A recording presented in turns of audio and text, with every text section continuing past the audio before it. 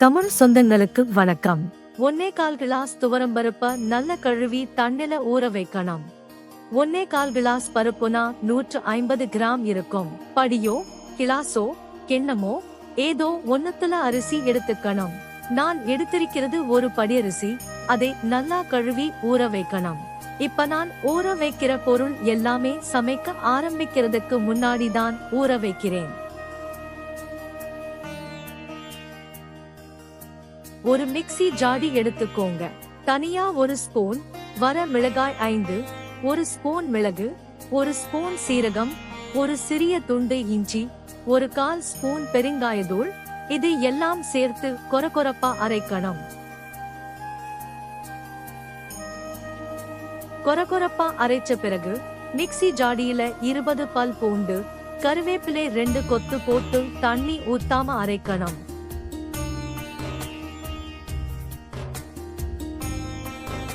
இத மாதிரி அரைச்சு இருக்கணும்.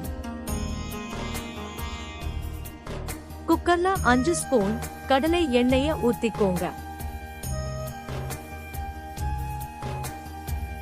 எண்ணெய் சூடானதுக்கு அப்புறம் 1/2 ஸ்பூன் கடுகு போட்டுக்கோங்க.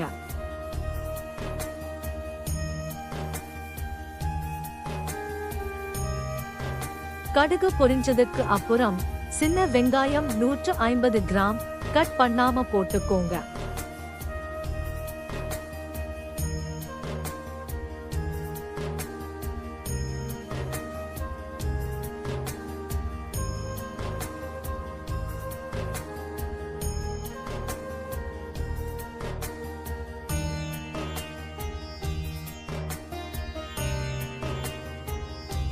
சின்ன வெங்காயம் வதங்கிய பிறகு 6 தக்காளிய பெருசா கட் பண்ணி போடணும்.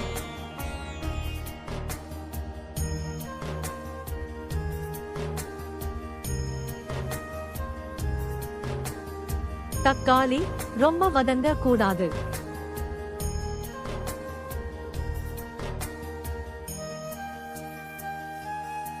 அஞ்சு பச்சை மிளகாய் 2ஆ கிழிச்சு போட்டு 2 கொத்து கருவேப்பிலைய போட்டுக்குங்க.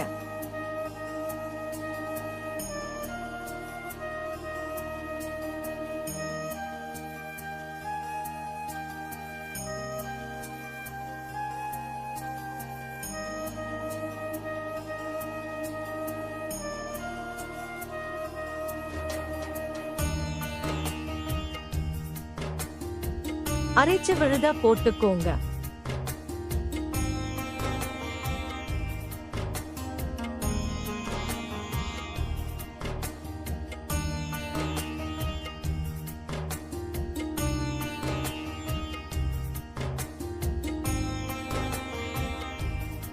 இரண்டு நிமிடம் வதக்கிய பிறகு 1 கப் அரிசிக்கு 2 கப்பு தண்ணி ஊத்தணும்.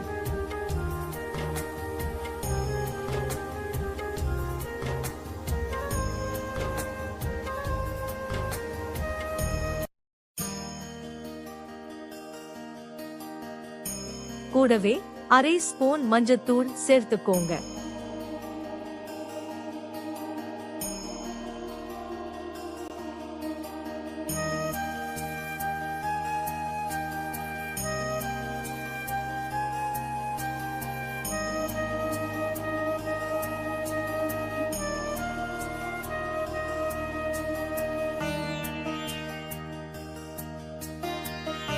ஒரு கொதி வந்த பிறகு ஏற்கனவே கழுவி வச்ச பருப்பை சேர்த்துக்கோங்க.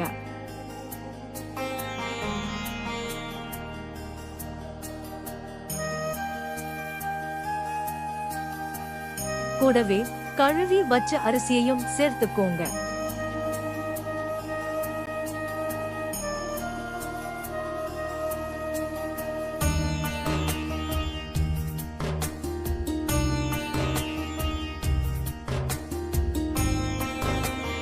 அரிசி போட்ட உடனே தேவையான அளவு கல்லுப்பு போட்டுக்கோங்க.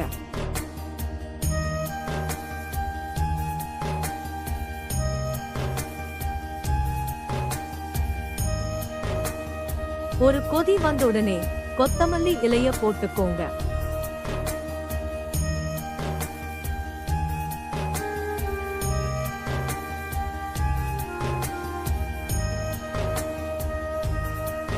கொத்தமல்லி போட்டு கலக்கிய பிறகு குக்கர் மூடிய போட்டு 2 விசில் வர விடுங்க.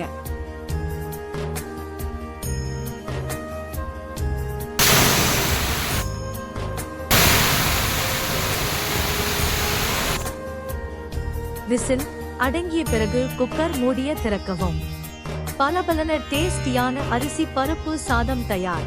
கட்டாயம் ஒரு முறை செஞ்சு பாருங்க. இந்த வீடியோ உங்களுக்கு பிடித்திருந்தால் ஷேர் பண்ணுங்க, கமெண்ட் பண்ணுங்க, சப்ஸ்கிரைப் பண்ணுங்க.